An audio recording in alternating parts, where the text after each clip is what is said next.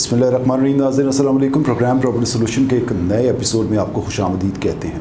नाज़रीन, किस्मत के बाद प्रॉपर्टी के शोबे में अगर मुनाफा यकीनी बनाना हो तो उसके लिए बहुत ज़्यादा इम्पॉर्टेंट है कि राइट टाइम के ऊपर राइट डिसीजन किया जाए ताकि आपकी सरमायाकारी आपके लिए मुस्तक़बिल में जाके फ़ायदेमंद साबित हो। आज के हमारे प्रोग्राम का मौजू ही ये है कि सरमायाकारी करते हुए किन बेसिक फैक्टर्स को जो है वो जहन में रखना बहुत ज़्यादा ज़रूरी होता है।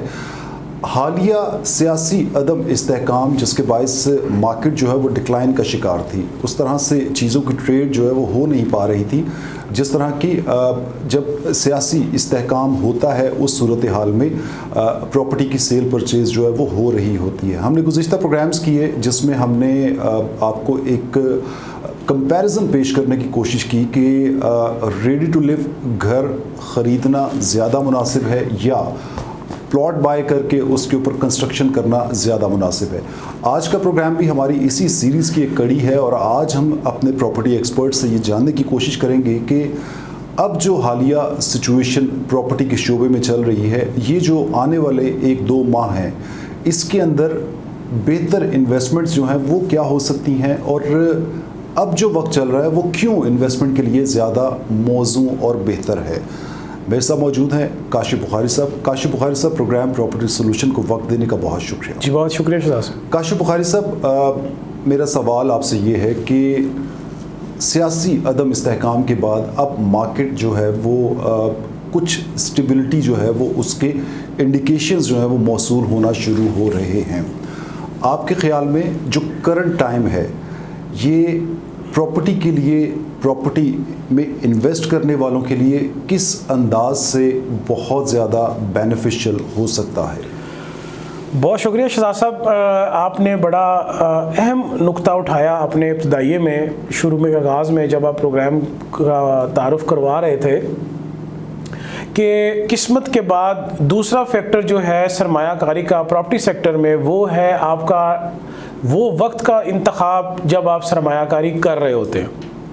तो उसका, जैसा आपने कहा कि सियासी थोड़ा सा उतार चढ़ाव आया पाकिस्तान के अंदर, तो मार्केट थोड़ा सा डेडलॉक का शिकार हुई, थोड़ी सी जमूद का शिकार हुई। अब उसके बाद अल्हम्दुलिल्लाह अल्लाह पाक पाकिस्तान को कायम दायम रखे और इसी तरह तरक्की की मनाजिल तय करता रहे।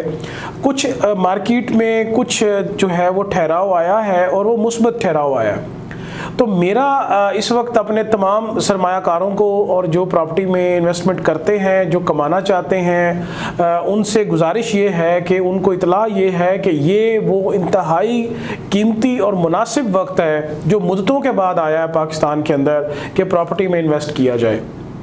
काशिफ, किस बेस के ऊपर आप ये बात कर रहे हैं कि प्रॉपर्टी के अंदर इन्वेस्ट किया जाए और वो इन्वेस्टमेंट्स जो हैं वो किस टाइप की हो सकती हैं? वो प्लॉट्स की हो सकती हैं, फिजिकल प्लॉट्स की हो सकती हैं, फाइल्स की हो सकती हैं, कमर्शियल या रेजिडेंशियल? क्या रिकमेंडेशन क्या है आपकी? जी शहजाद साहब, मैं आपको ये बता दूं कि जिस बुनियाद पे मैं ये एडवाइस कर रहा हूँ कि ये राइट टाइम है, वो ये है कि कुछ अरसे से हम अक्सर अपने प्रोग्राम्स में इस बात को शामिल करते हैं रिंग रोड के हवाले से।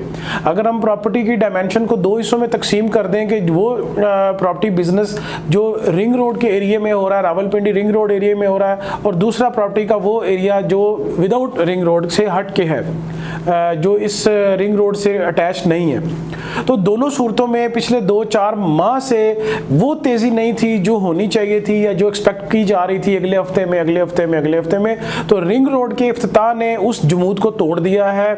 उन्होंने उस सिचुएशन को बिल्कुल क्लियर ला के सामने खड़ा कर दिया है कि अब जो है सरमायाकार जो हैं, जो इन्वेस्टर्स जो हैं और जो सोसाइटीज़ हैं, उनकी अपनी अपनी पॉलिसी जो है अब उनको आगे लेके चलेगी जो यकीनन मुस्बत अंदाज में आगे बढ़ेगी और एक दूसरे से सबकत ले जाने की। काशिफ बुखारी साहब, आप बिल्कुल सही फरमा रहे हैं। जो रिंग रोड का फैक्टर था वो बड़ा मेजर फैक्टर था और उसके आ जाने के बाद एटलीस्ट चीज़ें काफ़ी डिफाइनिंग पोजीशन में आ चुकी हैं। जो अनसर्टेनिटी थी वो ख़त्म हो गई है। रिंग रोड के अम्ब्रेला के नीचे जहाँ पे लाखों करोड़ों अरबों की इन्वेस्टमेंट्स हो रही थी, अब मैं आपसे ये जानना चाहूँगा कि जो करंट टाइम है, अब नौज़ायदा हुकूमत जो है वो उसने अपनी कैबिनेट ने जो है वो भी ओथ टेकिंग उनकी हो चुकी है।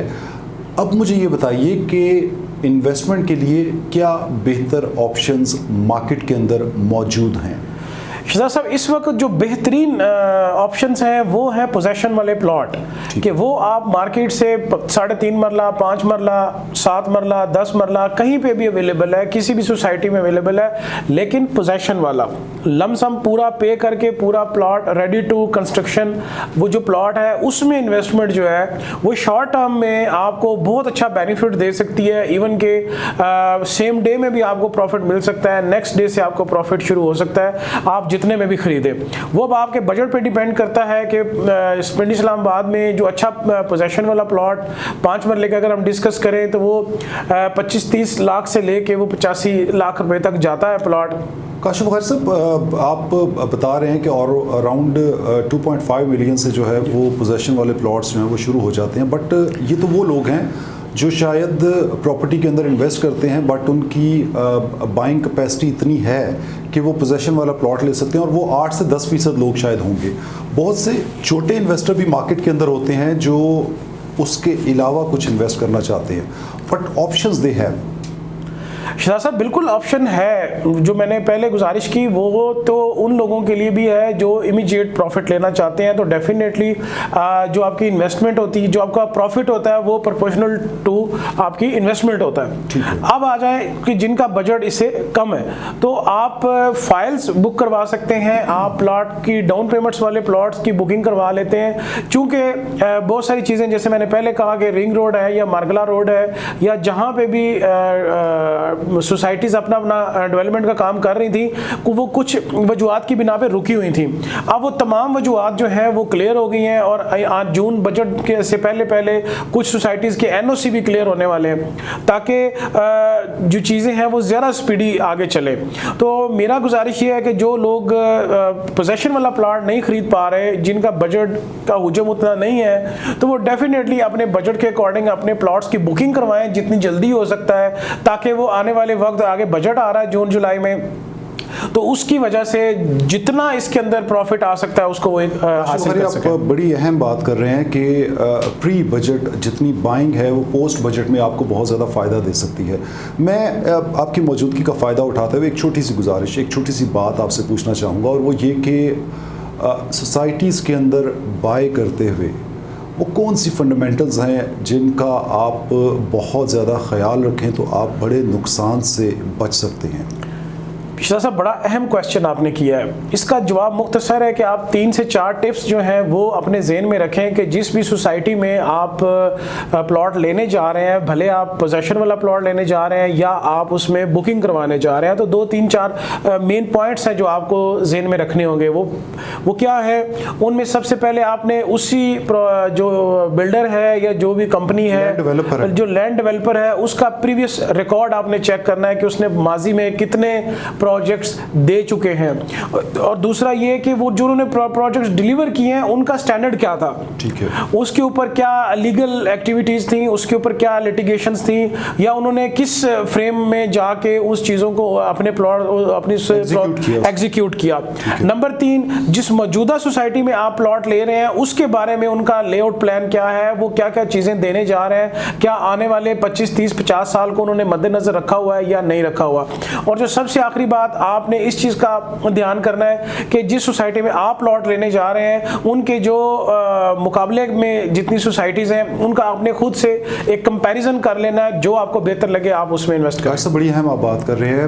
अब मैं आपसे ये जानना चाहूँगा, क्योंकि आज का हमारा मौजू जो है वो स्पेसिफिक इन 1-2 माह को अवेल करने के हवाले से अपने इन्वेस्टर्स को हम ये गाइडलाइन दे सकें कि ये टाइम क्यों इम्पोर्टेंट है बाइंग के हवाले से। तो मुझे थोड़ा सा ब्रीफ कीजिए। आपने स्टार्ट में रिकमेंड किया कि जो रेडी टू लिव यानी कि रेडी टू कंस्ट्रक्ट प्लॉट है वो ज़्यादा बेनिफिशियल हो सकते हैं, जिससे from the day of buying from the next day आपका प्रॉफिट जो है वो शुरू हो जाता है।